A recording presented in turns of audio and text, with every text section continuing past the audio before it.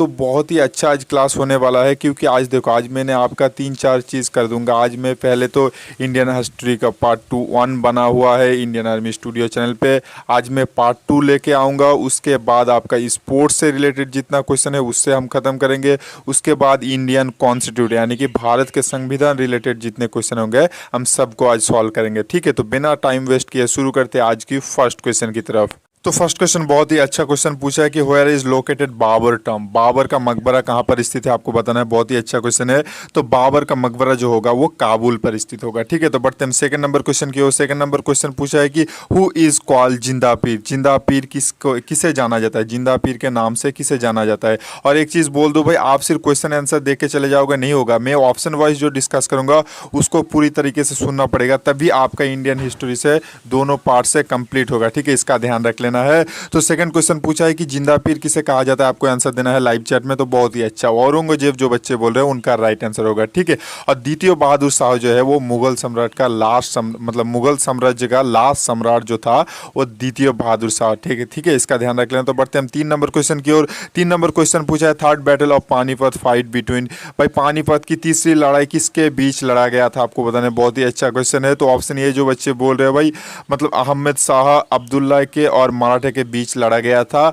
मतलब third battle of Panipat ये लड़ा गया था भाई 1761 सालों में। ठीक है, इसका ध्यान रख लेना है। और बाबर और इब्राहिम लोदी के बीच में जो लड़ा गया था वो फर्स्ट पानीपत का युद्ध था, वो 1526 में लड़ा गया था। ठीक है, और हेमू और बैरम खान के बीच जो लड़ा गया था वो मतलब भाई 1556 में लड़ा गया था। ठीक है, इसका ध्यान रख लेना। तो बढ़ते हम 4 नंबर क्वेश्चन की ओर। 4 नंबर क्वेश्चन बहुत ही अच्छा क्वेश्चन पूछा है कि इन which year fight battle of boxer. Boxer की युद्ध किस साल लड़ा गया था आपको बताना है। बहुत ही अच्छा क्वेश्चन है। तो इस क्वेश्चन का राइट आंसर जो होगा भाई ऑप्शन ए जो बच्चे बोल रहे हैं ना उनका राइट आंसर होगा, यानी कि 1764 में होगा। ठीक है, 22 अक्टूबर को हुआ था, इसका ध्यान रख लेना है। और 1757 में जो हुआ था वो पॉलासी का युद्ध हुआ था। ठीक है, तो बढ़ते हैं 5 नंबर क्वेश्चन की ओर। 5 नंबर क्वेश्चन बहुत ही अच्छा क्वेश्चन पूछा है कि हु फाउंडेड ब्राह्मण समाज। ब्राह्मण समाज की प्रतिष्ठा किसने किया था आपको बताना है। बहुत ही अच्छा क्वेश्चन है। तो ब्राह्मण समाज की प्रतिष्ठा जो है वो राजा राम मोहन रॉय ने किया था। ठीक है, इसका ध्यान रख लेना है। और दयानंद सरस्वती ने किया था भाई आर्य समाज की प्रतिष्ठा। ठीक है, दयानंद सरस्वती ने किया था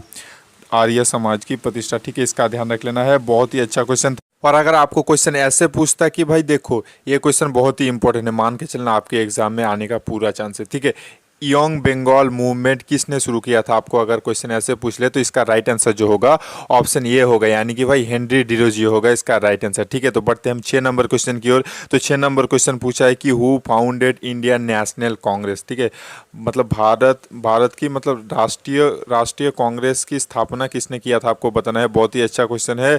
तो ऑप्शन ये जो बच्चे बोल रहे हैं ये वो हुम जो होगा इसका राइट आंसर होगा 1885 में किया था। ठीक है, इसका ध्यान रख लेना। बहुत ही अच्छा क्वेश्चन है। तो बढ़ते हम मतलब 7 नंबर क्वेश्चन की ओर। 7 नंबर क्वेश्चन पूछा है कि Muslim League was established in which year. भाई मुस्लिम लीग किस वर्ष स्थापना किया गया था आपको बताना है। बहुत ही अच्छा क्वेश्चन है। तो मुस्लिम लीग की स्थापना जो है वो 1906 में हुआ था, 30 दिसंबर ढाका में हुआ था। ठीक है, इसका ध्यान रख लेना। बांग्लादेश का राजधानी जो है वो ढाका है, ढाका में किया गया था 30 दिसंबर 1906 में। ठीक है, इसका ध्यान रख लेना है। बहुत ही अच्छा क्वेश्चन है। और एक चीज़ भाई बोल रहा हूँ, कोलकाता से दिल्ली जो जिस साल हुआ था ना वो हुआ था भाई 1911 साल में, यानी कि 1911 में भाई पहले कोलकाता भारत की राजधानी हुआ करता था। 1911 साल में कोलकाता से लेकर दिल्ली कर दिया गया। ठीक है, इसका ध्यान रख लेना है। तो बढ़ते हैं 8 नंबर क्वेश्चन की ओर।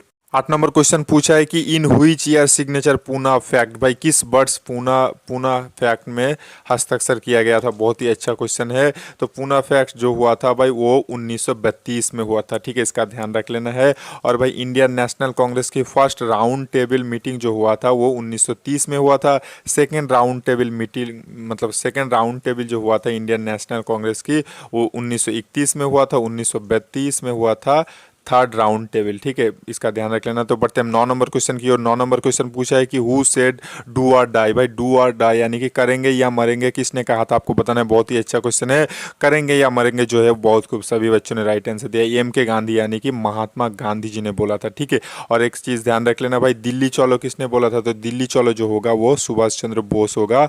और भाई give me blood and I will give you freedom, यानी कि तुम मुझे खून दो मैं तुम्हें आज़ादी दूंगा, ये भी बोला था सुभाष चंद्र बोस ने। ठीक है, और बाल गंगाधर तिलक ने जो बोला था भाई Swaraj is my birth right and I shall have it, ये बोला था भाई बाल गंगाधर तिलक ने बोला था, ठीक है, इसका ध्यान रख लेना है। और मोहम्मद इकबाल ने जो बोला था भाई वो सारे जहां से अच्छा बोला था मोहम्मद इकबाल ने, ठीक है, इसका ध्यान रख लेना है। तो बढ़ते हैं हम 10 नंबर क्वेश्चन की ओर। 10 नंबर क्वेश्चन बहुत ही अच्छा क्वेश्चन है।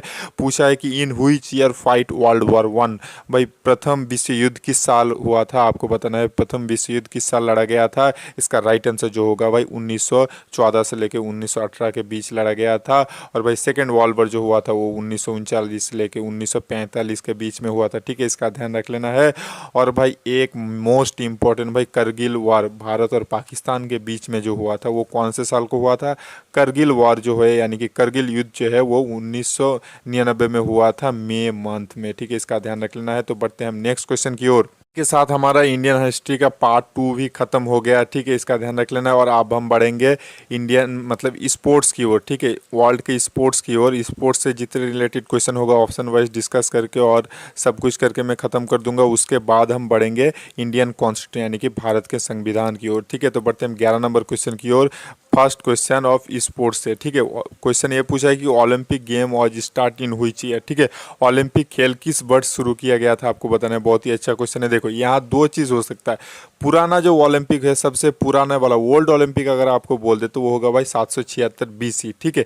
अगर आपको मॉडल अगर आपके एग्जाम में आएगा तो भाई बोल देगा कि वर्ल्ड ओलंपिक है कि मॉडर्न ओलंपिक है कि समर ओलंपिक है, ठीक है, इसके लिए आपको कन्फ्यूज होने की कोई ज़रूरत नहीं है।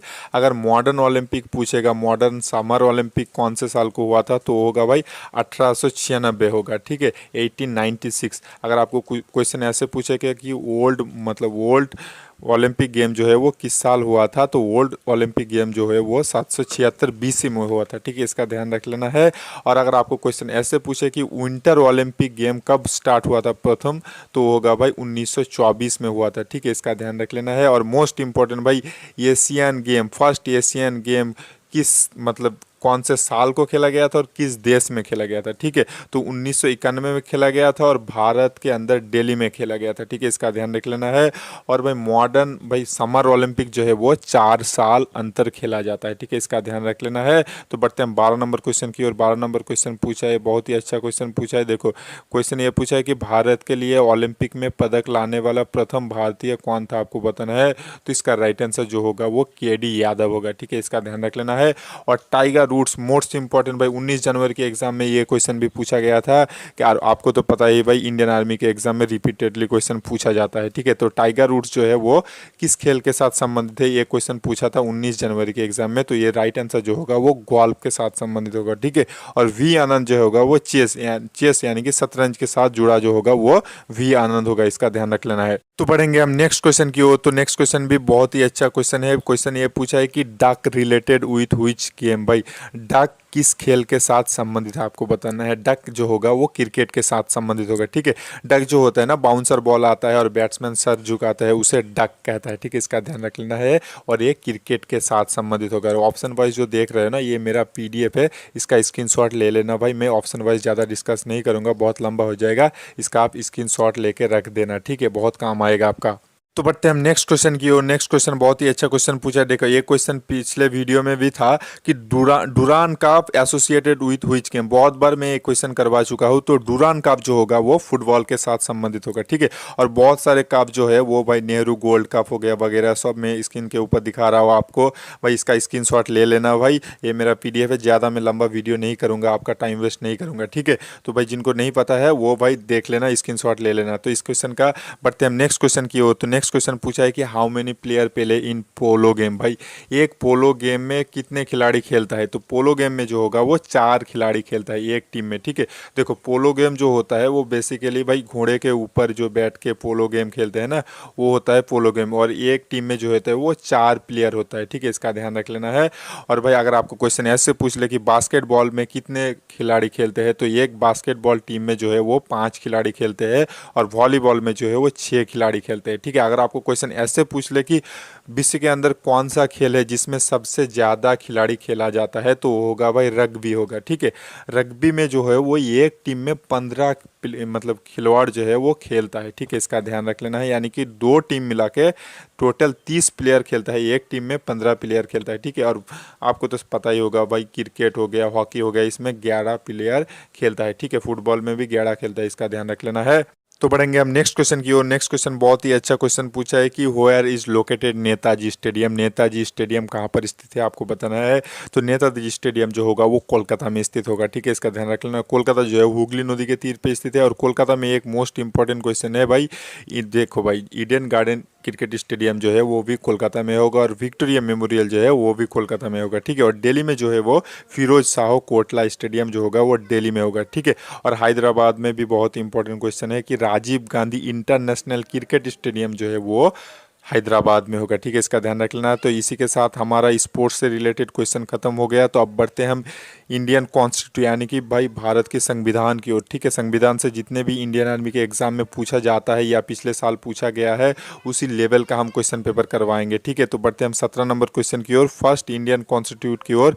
तो क्वेश्चन ये पूछा है कि which is the upper house of parliament. भाई पार्लियामेंट के अपर हाउस कौन सा है आपको बताना है। तो इसका राइट आंसर जो होगा भाई राज्यसभा होगा, ऑप्शन बी होगा इसका राइट आंसर। मैं जल्दी जल्दी से बोल रहा हूँ क्योंकि भाई आपका टाइम वेस्ट ना हो, ठीक है, इसका ध्यान रख लेना। राज्यसभा के लिए मिनिमम एज जो होगा वो 30 साल होगा।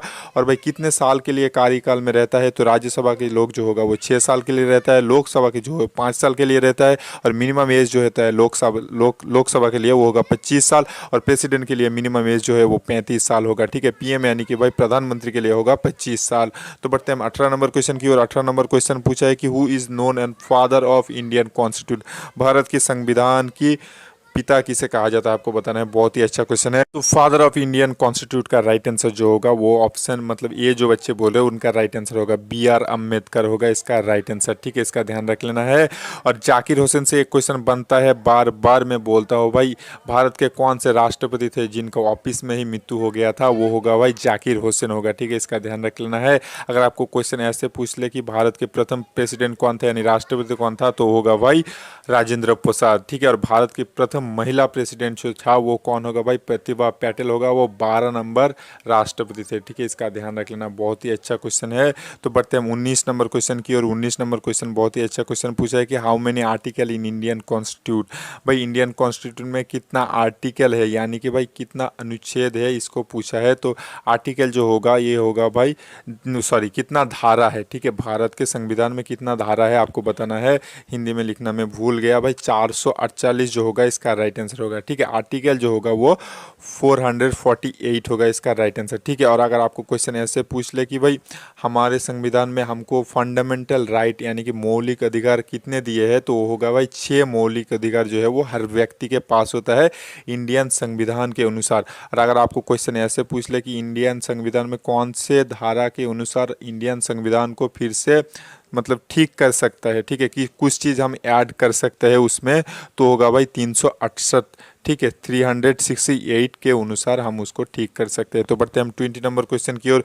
बहुत ही अच्छा क्वेश्चन पूछा है कि क्वेश्चन ये पूछा है कि when was the Indian national flag adopted. राष्ट्रीय, देखो भाई बहुत ही अच्छा क्वेश्चन है, मान के चलना इसी लेवल का आएगा। कब हमारे मतलब फ्लैग जो है वो एडॉप्टेड किया गया था, तो इसका राइट आंसर जो होगा वो 22 जुलाई को होगा, 1947 में हुआ था, 1947 में हुआ था, इसका ध्यान रख लेना है। तो बढ़ते हैं हम 21 नंबर क्वेश्चन यानी कि 21 नंबर क्वेश्चन। बहुत ही अच्छा क्वेश्चन पूछा है कि who right Vande Mataram song. Vande Mataram song किसने लिखा था आपको बताना है। बहुत ही अच्छा क्वेश्चन है। तो बंकिम चंद्र ने लिखा था वंदे मातरम, ठीक है, इसका ध्यान रख लेना है।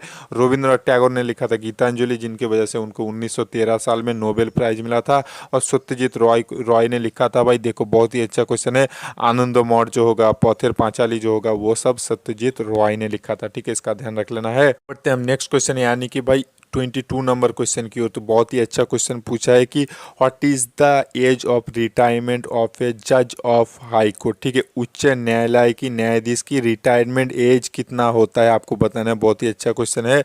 देखो हाई कोर्ट का जो होगा वो 62 साल यानी कि 62 ईयर होगा, ठीक है।